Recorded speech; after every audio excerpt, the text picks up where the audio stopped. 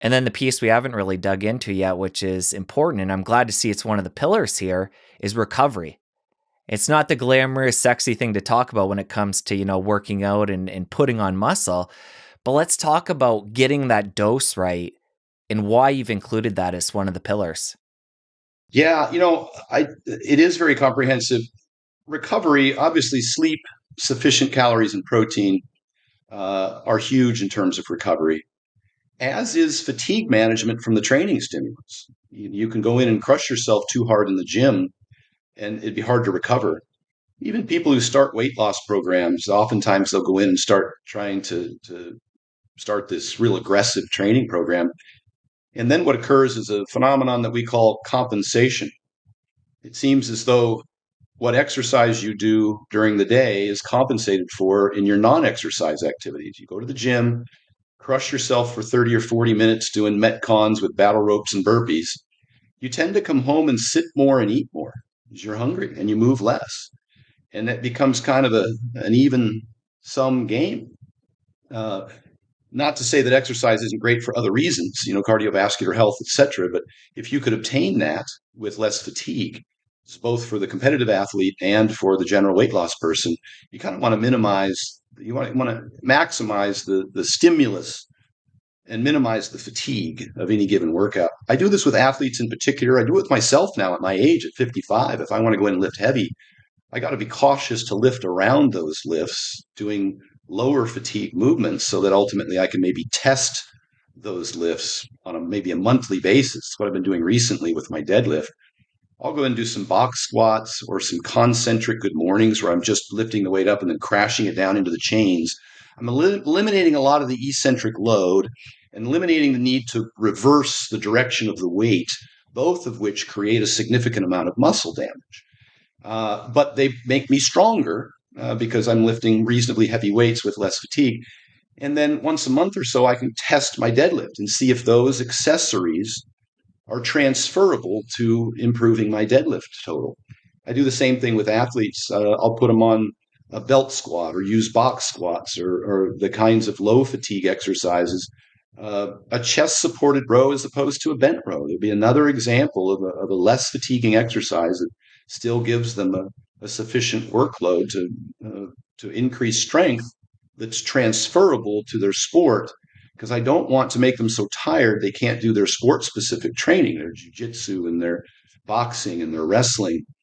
That is obviously takes a precedent over their strength training. So uh, I try and design programs so that they're not too fatiguing and that we don't overload people in terms of exercise.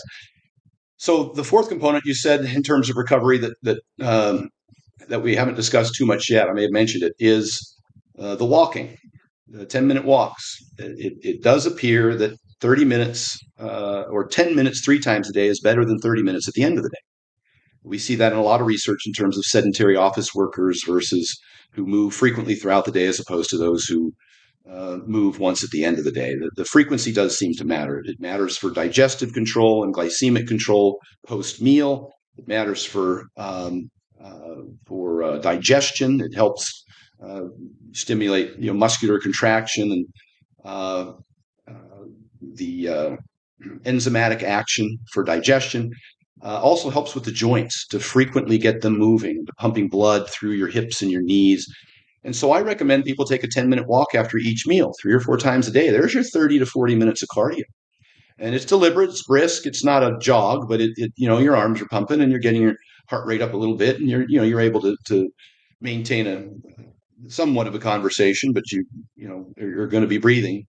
And it's something that you can progress over time as to how fast you go and how long you go. But I like attaching that to, I like attaching a behavior to an existing behavior if I'm trying to create a habit out of it.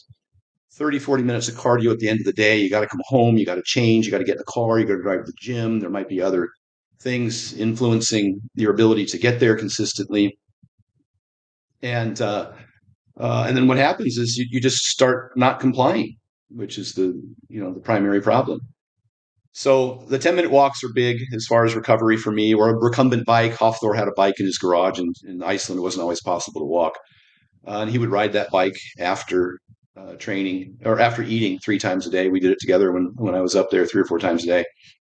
Also, I would caution about this, and like I'll take a lot of heat for this, but I just have to keep reminding folks that things are done to you or for you are rarely as effective as things you do for yourself. And sometimes people kind of outsource their recovery to passive interventions, and that's fine. I think those people can serve a purpose if they can help facilitate movement. But it's the movement itself. We see this with back pain. Manual interventions aren't nearly as effective as any type of movement. We consistently see this in the research. And so if you're going to someone who's moving you around, but you're not actually out moving, if you go to someone, physical therapist or a chiropractor, and they're able to relieve your pain such that it makes you able to now move, again, I say they're facilitators of movement, then I think that's a responsible practitioner.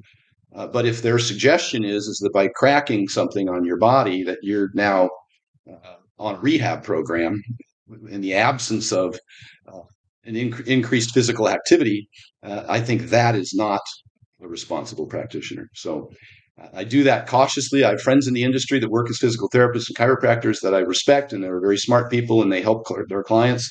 But the idea that you pathologize someone as needing, having a certain condition, needing their intervention in order to function, is irresponsible. If you enjoyed that clip, press here for the full episode. I'll see you over there. Oranges are very high on the satiety index, as are potatoes. To be honest, boiled potatoes I have in all of my weight loss clients' diets because they're really high on the satiety index. Carbohydrates don't need to be demonized. The reason I like them, if we're having this discussion about athletes, is because